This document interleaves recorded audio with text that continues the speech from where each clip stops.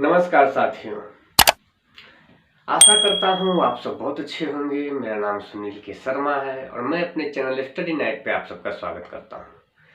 साथियों, आज हम जिस विषय के बारे में बात करने वाले हैं वो है सड़क। सड़क इंसान के जीवन में कितनी महत्वपूर्ण चीज है।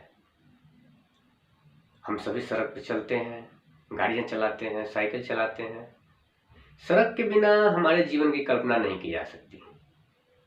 लेकिन क्या हो जब आपको पता चले कि आप किसी सड़क पे चल रहे हो और उस सड़क बालू, गिट्टी, सीमेंट इत्यादि चीजों से नहीं बल्कि इंसानी हड्डियों से बनाया गया हो, तो आपकी क्या हालत होगी? क्या आप उस सड़क पे चल पाएंगे? मेरा दावा है कि आप उस सड़क पे नहीं चल पाएंगे, पैर कांप जाएंगे आपके। तो आज हम एक ऐसी सड़क के बारे में बात करने वाले हैं जिसमें एक दो नहीं बल्कि 1 से 2 मिलियन यानी 10 से 20 लाख इंसान की हड्डियों और खोपड़ियों का इस्तेमाल किया गया था। तो चलिए दोस्तों, वीडियो शुरू करते हैं। वीडियो शुरू करने से पहले एक छोटा सा रिक्वेस्ट, अगर आप मेरे इस चैनल पर नए हैं और इस तरह की अद्भुत अनूठी जानकारियाँ चाहते हैं, कहानियाँ जानना चाहते हैं, तो मेरे चैनल को सब्सक्राइब करें, वीडियो को लाइक करें, शेयर करें। चलिए दोस्तों, वीडियो शुरू करते हैं। द रोड ऑफ बोन्स, जी हाँ, द रोड ऑफ बोन्स, इसी नाम से ये सड़क पूरी दुनिया में मशहूर है। बात रूस की है। तब रूस यूएसएसआर हुआ करता था। अगर मैं आपको ये कहानी शुरू से सुनाऊं, तब सोवियत रूस में राजशाही थी, राजा महाराजा वहां राज्य करते थे। सोवियत रूस के जो अंतिम राजा हुए उनका नाम था जार निकोलस द सेकेंड। रूस में राजा को जार कहा जाता था। तो जार निकोलस सेकेंड वहां के अंतिम राजा हुए। उनके राज्य में लोगों में भूखमरी थी, बेरोजगारी थी, किसानों की हालत बहुत ही दयनीय थी। इसी वजह से लोगों में गुस्सा फैल रहा था। तब की बात है जब रूस जापान से जंग हार चुका था। किसानों की फसल का 70% राजाओं के पास चला जाता था, जार के पास चला जाता था, और 10% चर्च के पास चला जाता था। तो कुल मिलाकर बात यह थी दोस्तों कि किसानों की हालत बहुत ही खराब थी। तब पूरे सोवियत रूस के किसानों ने विरोध आंदोलन शुरू किया जार के खिलाफ। और कई जगह ऐसी घटनाएं हुई कि उन आंदोलनों के ऊपर सैनिकों द्वारा गोलियां चलाई गई, ब्लडी संडे जैसी घटनाएं हुई। इन सब स्थितियों ने मिलकर पूरे यूएसएसआर में एक भूचाल ला दिया और तब रूस में क्रांति की शुरुआत हुई। रूसी क्रांति के जनक कहे जाते हैं लेनिन, व्लादिमीर लेनिन। उन्होंने रूस में जगह जगह सभाएं करनी शुरू की, लोगों को व्याख्यान देना शुरू किया। उन्होंने लोगों से वादा किया कि देश में भूखमरी खत्म होगी, जारशाही के शासन से आज़ादी मिलेगी। और लोग भी जारशाही के शासन से उब चुके थे, वो अब आज़ाद होना चाहते थे। तो पूरे रूस में कम्युनिस्ट क्रांति की शुरुआत हुई। और तब इस क्रांति आंदोलन में एक और शख्स जुड़ जाते हैं जिनका नाम था स्टालिन, जोसेफ स्टालिन। सन 1905 में फिनलैंड में जोसेफ स्टालिन की मुलाकात लेनिन से होती है और वो इस आंदोलन से जुड़ जाते हैं। स्टालिन जो रूस के अगले शासक बने, तानाशाह बने, उनके बारे में कहा जाता है दोस्तों कि उन्होंने रूस में लगभग 1 से 2 करोड़ लोगों की हत्याएं कराई थी। और एक पहलू ये भी कहें कि उन्होंने रूस को काफी मजबूत बनाया था। तो ये तो काफी लंबा विषय है, अगर इस बारे में बात करने बैठूं तो वीडियो बहुत लंबी हो जाएगी। तो हम अपनी कहानी पे लौटते हैं। रूस में क्रांति की शुरुआत हो चुकी थी, पूरे देश में जगह जगह प्रोटेस्ट चल रहे थे। और तब सन 1917 में रूस में क्रांति सफल हुई। जार को उनके परिवार सहित एग्जीक्यूट कर दिया गया, मार दिया गया। और उसके बाद सोवियत रूस की कमान संभाली लेनिन ने। उन्होंने देश में बहुत सारे बदलाव करने शुरू किए। लेनिन खुद तो कम्युनिस्ट नेता थे, कम्युनिस्ट विचारधारा, कम्युनिस्ट सोच के तहत ही उन्होंने काम किया था। लेकिन लेनिन चाहते थे, कहीं ना कहीं वो ये चाहते थे कि पूरे सोवियत रूस को एक डेमोक्रेटिक देश बनाया जाए, एक लोकतांत्रिक देश बना दिया जाए। क्योंकि पूरे यूएसएसआर में, पूरे सोवियत रूस में कई समुदाय, कई भाषा के लोग रहा करते थे, पर वहाँ रूसी लोगों की संख्या ज़्यादा थी।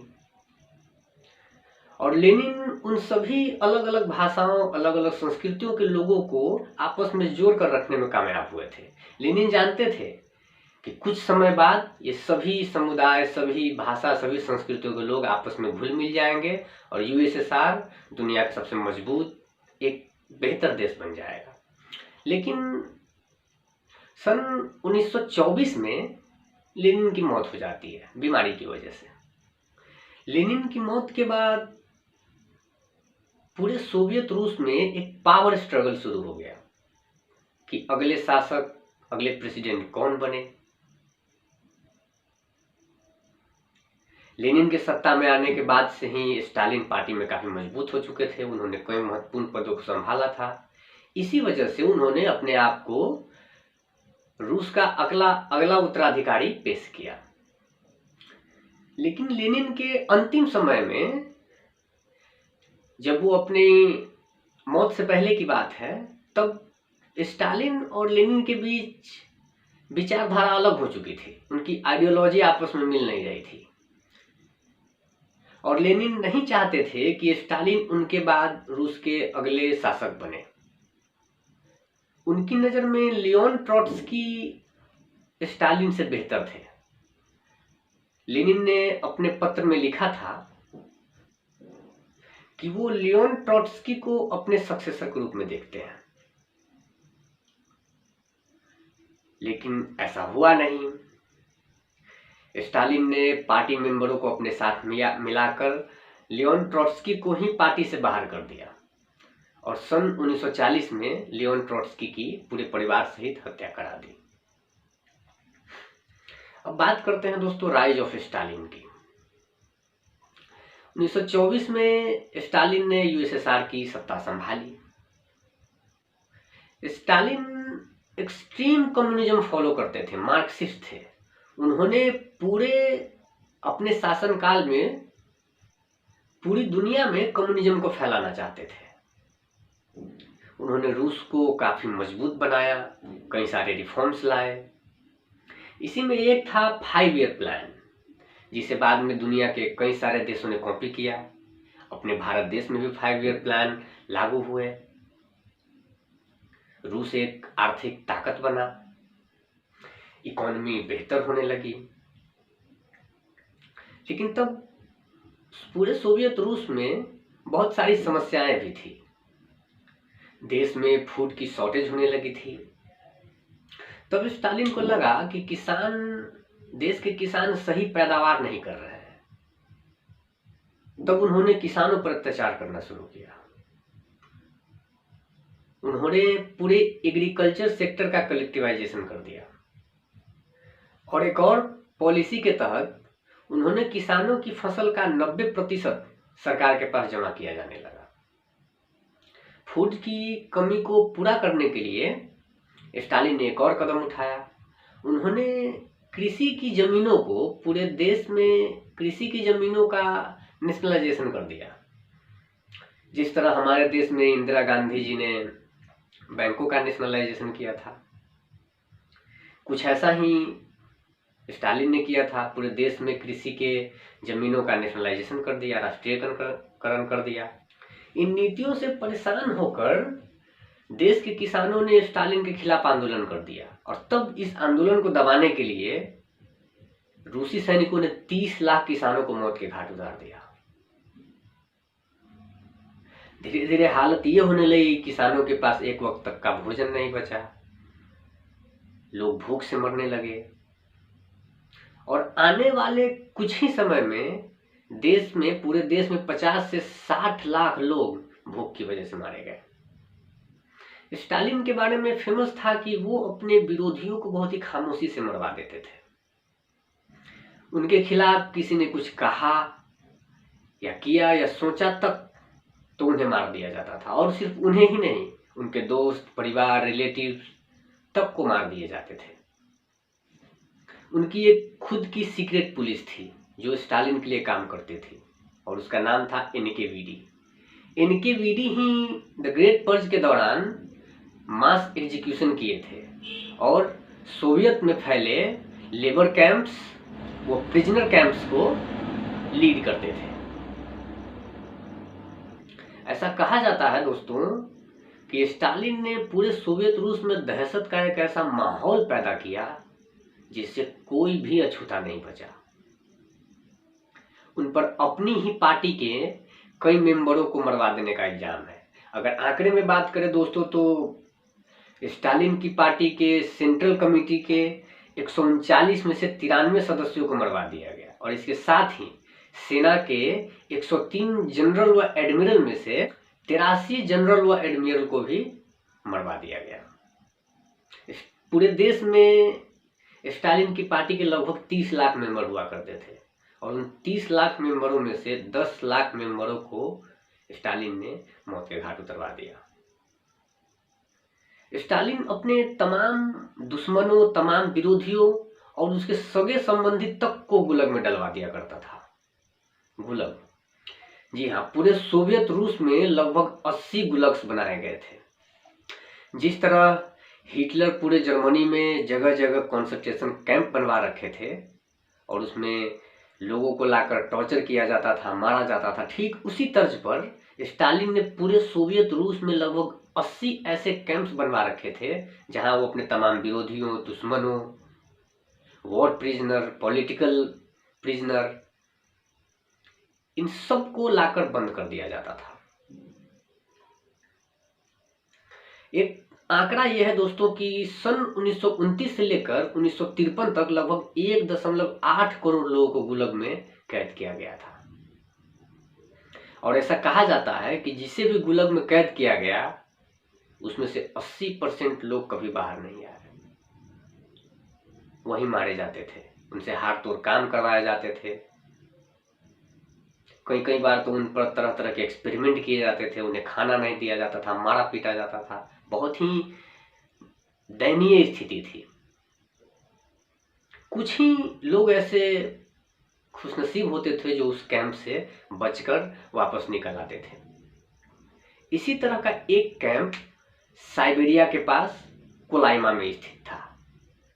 साइबेरिया एक बहुत ही ठंडा इलाका है, वहां तापमान -50 से -60 डिग्री के आसपास चला जाता है। और इसी साइबेरिया के पास एक इलाका है कोलाइमा। उस वक्त स्थिति ये थी कि कोलाइमा तक पहुंचने के लिए सड़कें नहीं थी। वहां जाने के लिए या तो प्लेन से जा सकते थे या समुद्र के रास्ते जहाज पे सवार होकर जा सकते थे। वहां तक जाने के लिए तब सड़कें नहीं हुआ करती थी। आप इसी बात से अंदाजा लगा सकते हैं दोस्तों कि वहां का तापमान -50 से -60 डिग्री सेल्सियस तक पहुंच जाता था। सर्दियों में पूरा जंगल बर्फ की कई फीट मोटी चादरों से ढक जाता था और जब ये बर्फ पिघलती थी, जब मौसम बदलता था, गर्मी आती थी और जब बर्फ पिघलती थी तो अपने साथ साथ सभी चीजों को बहा ले जाती थी। उसमें सड़कें भी होती थी, तो सड़कें वहां पर टिक ही नहीं पाती थी। लेकिन सन 1930 में स्टालिन ने एक ऑर्डर जारी किया वहां पर सड़क बनाने के लिए। यह काफी मुश्किल काम था वहां पर सड़क बनाना, और तब अधिकारियों ने इस हाईवे बनाने के काम को शुरू किया। उस समय सारे सोवियत रूस में जितने भी प्रिजनर कैंप्स थे, गुलाग थे, उनमें से कैदियों को ला लाकर इस काम में लगाया गया। हाईवे बनाने का काम शुरू किया गया। कोलाइमा स्थित गुलाग के बारे में एक चीज फेमस थी दोस्तों कि वहां से कोई भी कैदी भाग नहीं सकता था। अगर कोई इंसान भागने की कोशिश करता था तो मौसम ही उसका सबसे बड़ा दुश्मन बन जाती थी, क्योंकि वहां अक्सर तापमान -50 से -60 डिग्री तक हुआ करती थी। अगर यहाँ से कोई भागता, कोई भी कैदी, तो वो 4 या 5 दिनों से ज़्यादा जिंदा नहीं रह सकता था। या तो वह ठंड या भूख से मर जाता या फिर भालुओं का शिकार हो जाता। उस कैंप से जितने भी हजारों सैकड़ों हजारों कैदियों ने भागने की कोशिश की, उन सब का यही अंजाम हुआ। अब स्थिति सामने ये थी दोस्तों कि हाईवे का निर्माण करना था। अब चलो ठंड में तो सड़कें बना रहे हैं, लेकिन जो ही मौसम बदलता और गर्मी आती तो बर्फ सारी सड़कों को बहा ले जाती।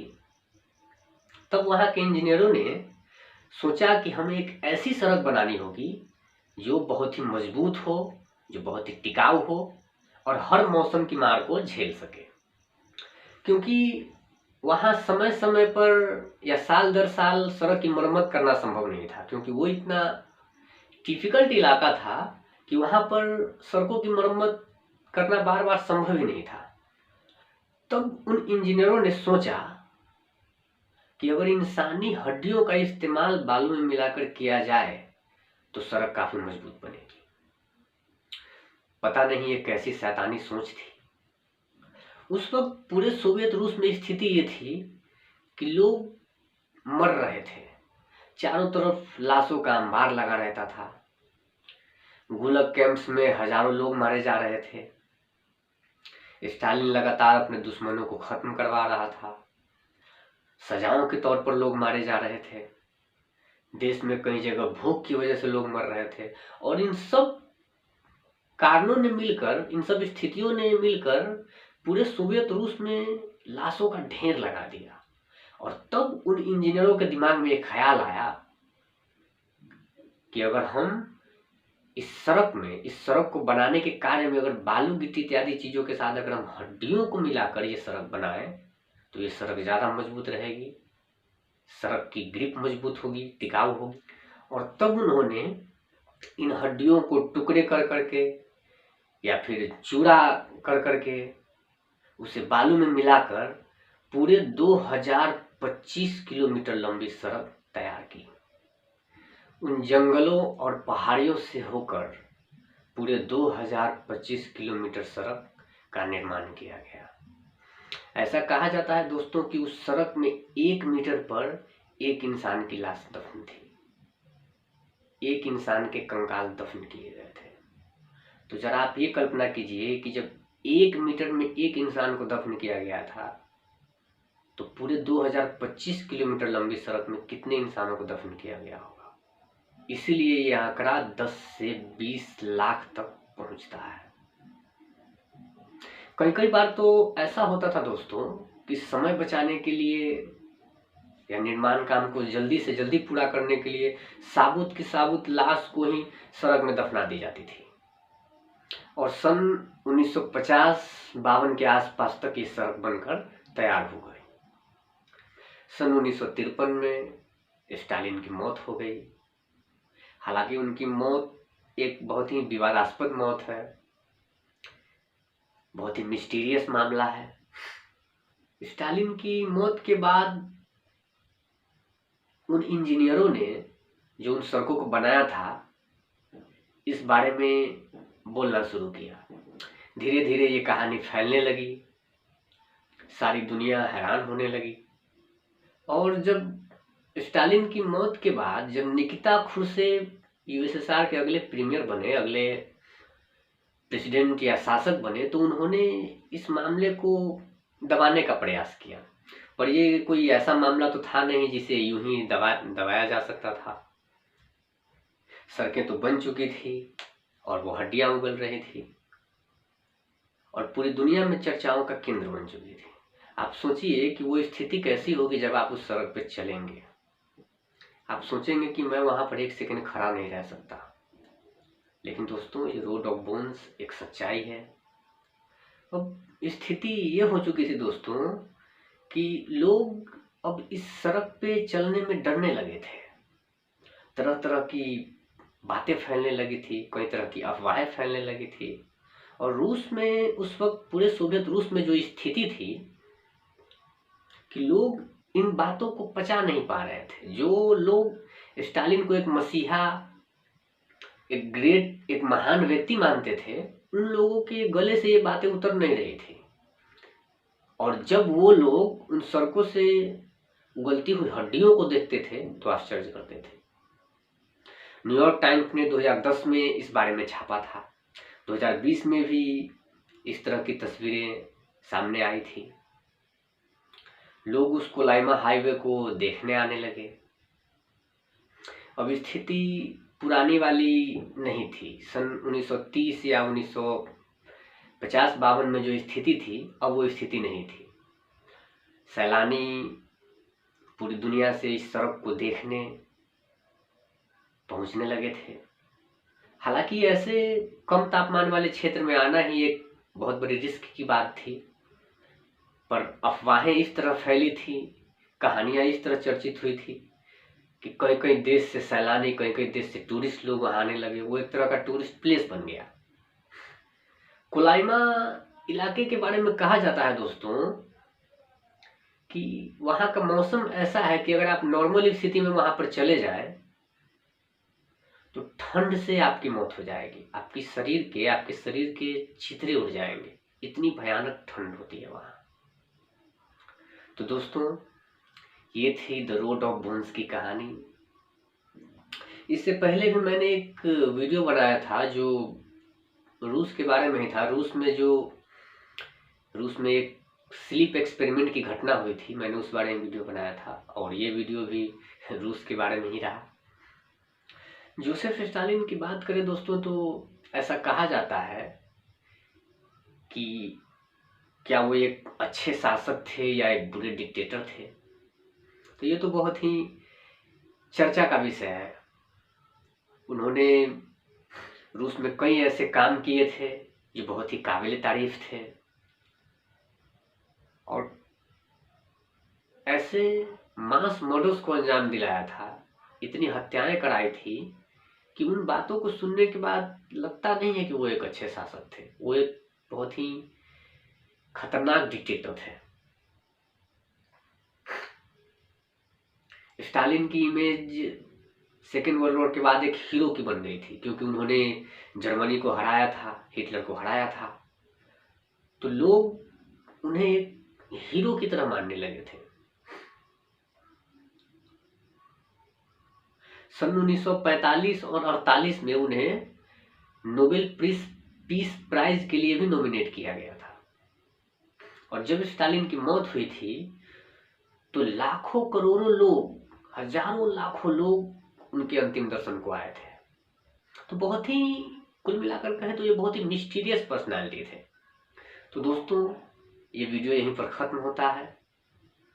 मैं आपसे किसी और वीडियो में मिलूंगा। और जाते जाते एक बात कहना चाहूँगा कि अगर आप ऐसी ही दुनिया में घटित जानकारियों के बारे में, घटनाओं के बारे में जानना चाहते हैं तो मुझे कमेंट करें कि आप किन घटनाओं के बारे में जानना चाहते हैं। मैं उसकी पूरी डिटेल के साथ वीडियो बना दूंगा। तो चलिए दोस्तों, मिलते हैं किसी और वीडियो में। तब तक के लिए नमस्कार, जय हिंद।